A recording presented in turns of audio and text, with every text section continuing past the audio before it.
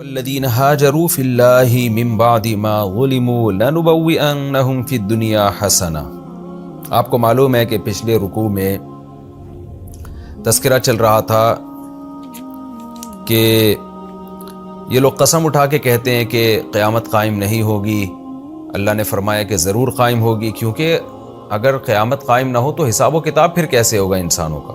لِيُبَيِّنَ لَهُمُ الَّذِي يَخْتَلِفُونَ فِيهِ، تاکہ اللہ بیان کر دے ان باتوں کو جن میں یہ لوگ اختلاف کر رہے ہیں۔ یہ پچھلے رکوع میں تھا، لیکن صحابہ کرام پر چونکہ مسلسل مصائب آ رہے تھے، مشرکین کی طرف سے ہٹ دھرمیاں تھیں، تو انہیں اس بات میں بھی تسلی کی ضرورت تھی کہ ایک تو مشرکین مکہ کے طعنے ہیں جن کا قرآن جا بجا جواب دے رہا ہے کہ آپ کے ہاتھ میں ان کی ہدایت نہیں ہے، اللہ چاہتا تو سب کو خود سے ہدایت دے دیتا۔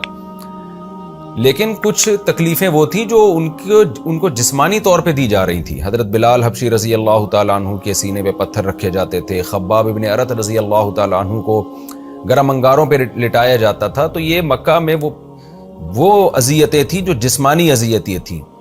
تو اب آگے جسمانی اذیتوں کے بارے میں اللہ نے تسلی دی ہے کہ جن لوگوں کو جسمانی اذیتیں دی جا رہی تھیں شدید، اور ان کو پھر ہجرت کے لیے حکم دیا گیا، تو یہ ایک بہت بڑی قربانی تھی ان کے لیے، اپنے وطن کو چھوڑ کے دوسری طرف ہجرت کرنا۔ اور یہاں ہجرت سے مراد ہے حبشہ کی ہجرت، کیونکہ یہ صورت مکہ میں نازل ہوئی اور اس وقت تک مدینہ میں ہجرت کا حکم نازل نہیں ہوا تھا، اور صحابہ نے ہجرت مدینہ کی طرف نہیں کی تھی۔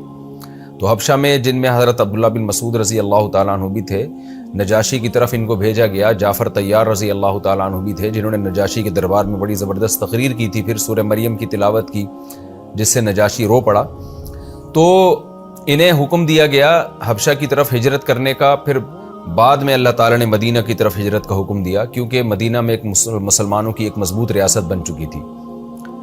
تو ان صحابہ کے لیے بھی اللہ نے تسلی کی آیتیں نازل کی کہ جو حبشہ کی طرف، نجاشی بادشاہ کی طرف ہجرت کر رہے ہیں، فرمایا والذین ہاجروا فی اللہ، وہ لوگ جنہوں نے ہجرت کی اللہ میں، یعنی اللہ کے راستے میں، من بعد ما ظلموا، بعد اس کے کہ ان پر ظلم کیا گیا تھا، یعنی جسمانی طور پر ان کو ٹارچر کیا گیا، ان کے مال چھین لیے گئے، تو اللہ ان کو تسلی دے رہے ہیں، کیونکہ وہ صحابہ تو حبشہ کی طرف گئے، وہ تو حبشہ بھی غیر مسلم ریاست تھی، ٹھیک ہے نجاشی نے عیسائی بادشاہ تھا، بہت اچھا سلوک کیا، لیکن اپنا ملک اور اپنے رشتہ دار، اپنے ریلیٹیو اور یہ سب تو چھوٹ گئے نا ان سے۔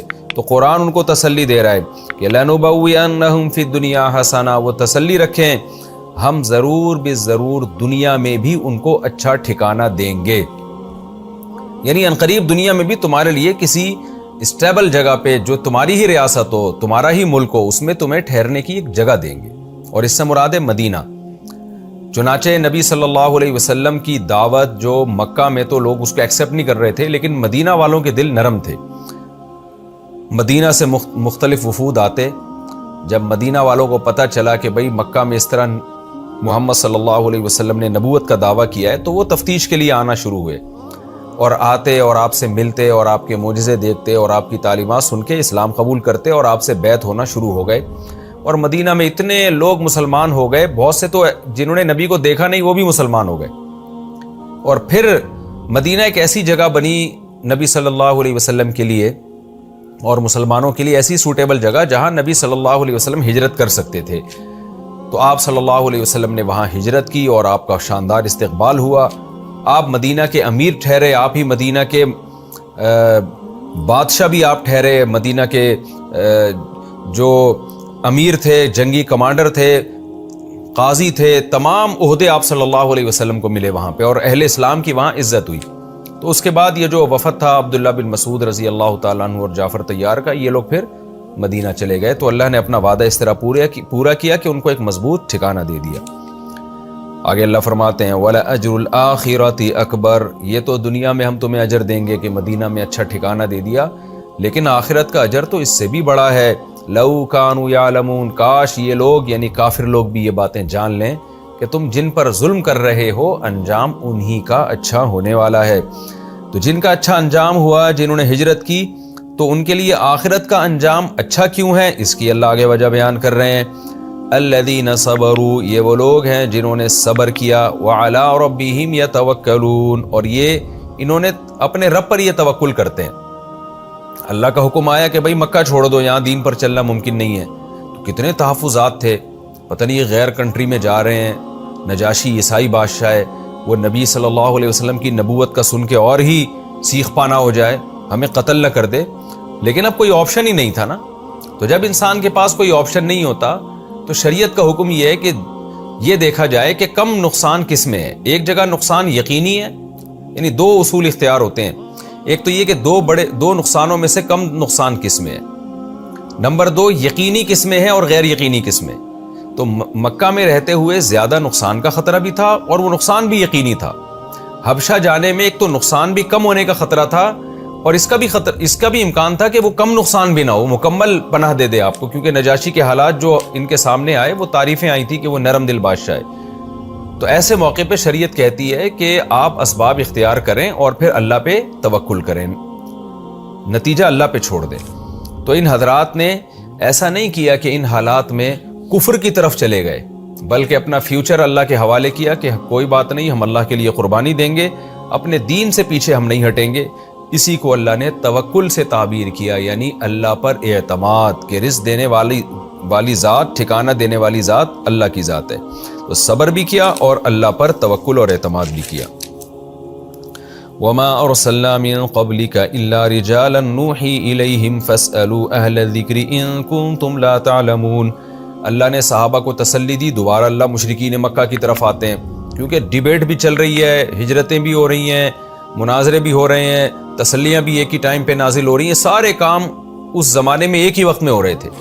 تو اللہ مشرکین مکہ کو کہتا ہے کہ تم بار بار یہ دعویٰ کرتے ہو کہ انسان کیسے پیغمبر بن گیا، تو تم چونکہ اہل کتاب نہیں ہو، تم میں 2000 سال پہلے ایک پیغمبر آئے ہیں اسماعیل علیہ السلام، ان کی تعلیمات محو ہو چکی ہیں، اس لیے تمہیں یہ چیز اچنبھے کی لگ رہی ہے کہ اللہ نے انسان کو کیسے اپنا نائب بنا دیا، یعنی نبوت، رسالت میں، پیغام پہنچانے میں، تو کیسے اللہ نے بنا دیا. تو اللہ فرماتے ہیں کہ ما ارسلنا من قبلک الا رجالا، اے نبی ہم نے آپ سے پہلے مردوں ہی کو پیغمبر بنا کے بھیجا، یعنی ان کو یہ بات بتا دیں. نوحی الیہم، پھر ہم ان کی طرف وحی کرتے ہیں. فاسألوا اہل الذکر، تو اے اہل مکہ تم اہل علم سے پوچھ لو. یعنی اگر تمہیں مسلمانوں کی یا پیغمبر کی بات پر یقین نہیں آتا تو اور بھی تو دوسرے اہل علم ہیں نا جو نیوٹرل ہیں، یعنی اہل کتاب، جن کو یہودی اور عیسائی کہا جاتا ہے. وہ تو مسلم نہیں ہیں لیکن ان کے پاس علم ہے، وہ نصیحت والے لوگ ہیں، ان کے پاس تورات ہے، وہ ہسٹری کا علم جانتے ہیں. ان سے جا کے پوچھو ان کنتم لا تعلمون، اگر تمہارے پاس علم نہیں ہے. مشرکین مکہ کے پاس تو نالج ہی نہیں تھی، وہ تو جہالت کے اندھیروں میں ڈوبے ہوئے تھے. یہود و نصارہ تو پھر بھی بہت ساری نالج رکھتے تھے. تو جا کے ان نیوٹرل لوگوں سے پوچھو جن کے پاس نالج ہے، وہ تمہیں بتائیں گے کہ جتنے بھی پیغمبر دنیا میں آئے ہیں سارے بشر ہی تھے، سارے مرد ہی تھے. ایسا کچھ نہیں ہے کہ کوئی فرشتے کو اللہ نے پیغمبر بنا کے بھیج دیا ہو. تو ان سے جا کے پوچھو. بالبیناتی، ہاں وہ پیغمبر معجزوں کے ساتھ آئے ہیں، واضح دلائل کے ساتھ. والزبر، اور ان کے پاس آسمانی صحیفے بھی ہوتے تھے، تعلیمات بھی ہوتی تھیں. تو جیسے بہت سارے پیغمبر پہلے آئے ہیں تو تمہیں اہل کتاب یہود و نصارہ بتائیں گے کہ بھئی یہ پہلے آتے رہے، کوئی اچھمبے کی بات نہیں ہے. وانزلنا الیک الذکر، تو اے نبی اسی طرح ہم نے بھی آپ پر اس نصیحت کو نازل کیا، یعنی قرآن کو نازل کیا. لتبین للناس، اس لیے تاکہ آپ لوگوں کو ایکسپلین کریں، آپ لوگوں کو کھول کے بیان کر دیں ما نزل الیہم، کہ ان پر کیا نازل ہو رہا ہے. وَلَعَلَّهُمْ يَتَفَكَّرُونَ، اور تاکہ یہ لوگ غور و فکر کریں، یعنی ان آیتوں میں بھی غور کریں جو نبی ایکسپلین کر رہے ہیں، اور انجام پہ بھی غور کریں کہ اگر ہم نے ان پر عمل نہیں کیا تو ہمارا انجام کیا ہوگا. تو ان دونوں چیزوں میں غور کریں.